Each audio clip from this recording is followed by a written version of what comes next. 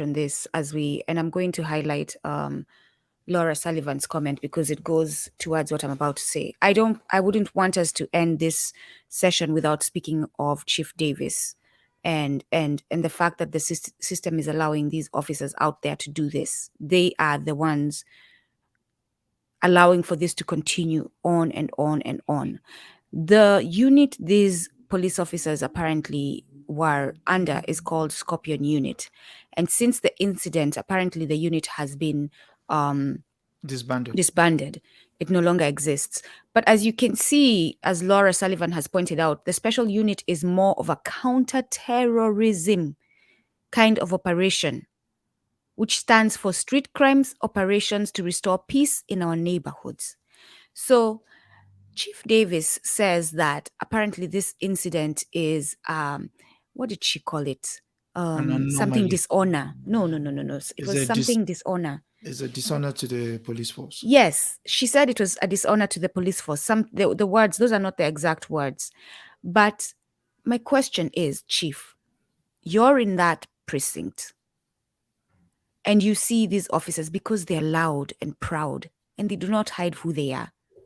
And I'm certain this is not their first incident. I'm certain this is not their first violation. It is funny that you should mention this is not their first incident. There was a gentleman, I think I saw him somewhere on YouTube. He was being interviewed from one of these main channels where he says this very same squad, he was going into the supermarket and they accosted him. They said, "Oh, you fit the description of somebody who has just shoplifted." And he said, "What are you talking about?"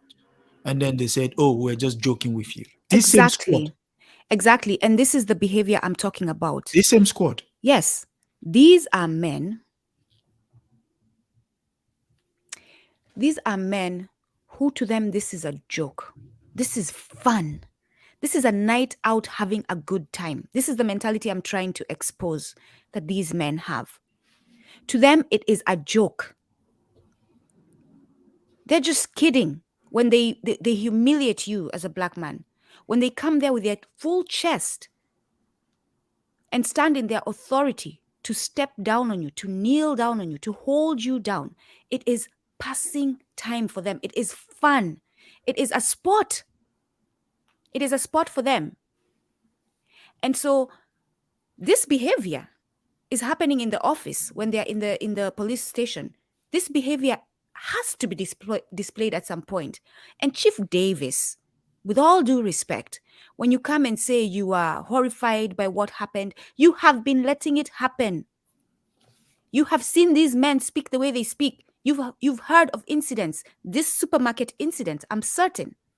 I am certain they come back to the office and joke about what they did, and you never stopped it. So forgive me, Chief Davis, if we are not going to sit here and feel sorry for you or take your words.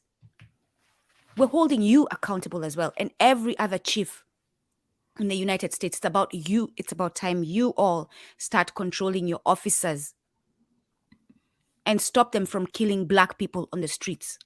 We've had enough. Here's what I would add to what Sister just said. And this is actually one of an editorial I wrote in the past. They should do a review of every police officer, whether it's an annual review, whether it's every 6 months, whether it's every 2 years, and look into their files. Now, the key thing is you need to publicize this because they do look into their files and they know what is out there. But we need to publicize what is in their files because this particular job is a life and death situation, particularly for people in our marginalized communities.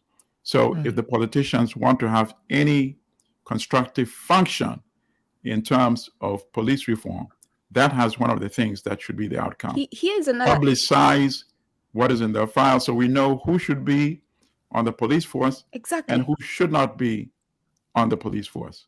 Exactly. If indeed you are officers to serve us, the community, we as the community are requesting right now, we are demanding that every quarter you put out information of the officers who are serving us. Yes. And their records, as far as what they've done to maintain that position. So if they have violations, we want to know why they have them, and we want to see them. Instead, they go to great lengths to protect these violations. Yes. The officer who killed Eric Garner, he had been written up on numerous occasions for abusing, particularly young black men. There was one incident where he supposedly ordered a black man to get out of his automobile and to strip naked in the middle of the street. And yet he continued to be a police officer. Even after killing Eric Garner, he continued to be a police officer for several years and even got pay raises until he was ultimately fired without ever being indicted, by the way, or charged or tried.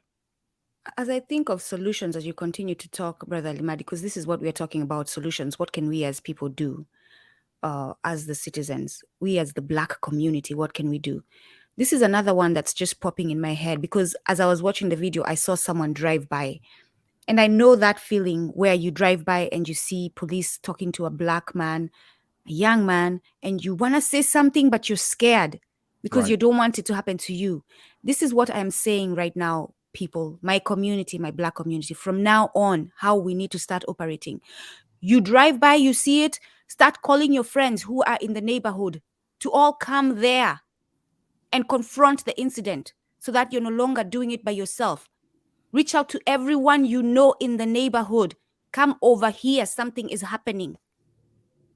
We have to do something as the community. I agree with that. And thankfully for the smartphone and these videos and cameras that we have, those have made significant difference. Life and death differences. In the Eric Garner case, in many other cases, Yeah, let's do something about this. Let's definitely do something about this, Brother Adesoji. Yes. I would like us to leave with a word from fellow Nubian, Brother Garrick Faria's book, titled, quite coincidentally, American Terrorism, which says the street heat has to transition now. Yes. The protests has now to transition to political organization. Yes. Ensure that you have a say in who becomes your mayor, who becomes your police chief, who becomes your district attorney. It is important and imperative that happens. Otherwise, we will continue this cycle of protest, dissipate, protest again, and dissipate. And if they fail, they should lose their jobs. Chief Davis should no longer be in charge of that precinct. She failed. She failed. She let men who are harmful, who have bad behavior, who have record of bad behavior, stay on the precinct. So she has failed. And on that very... I won't want us to leave on a very sad note, but how can you put a spin on such tragedy other than to say that we should continue to look out for each other? Yes. We are them. When I say them, the person you're looking at that looks like you, you're him and you're her. So treat them or view them as you want them, as they want them to view you. On that very communal note, I would ask Sister Nduku, any last words? For me, Black man, Black woman, love yourself. And in loving yourself, love your brothers and your sisters. Right. And in loving your brothers and your sisters, protect your brothers and your sisters. Do something. Stop being okay with the status quo. Enough is enough. You have to stand up for your community. Globally, stop with the divisions. We have to be united against this oppressive system that keeps killing our people.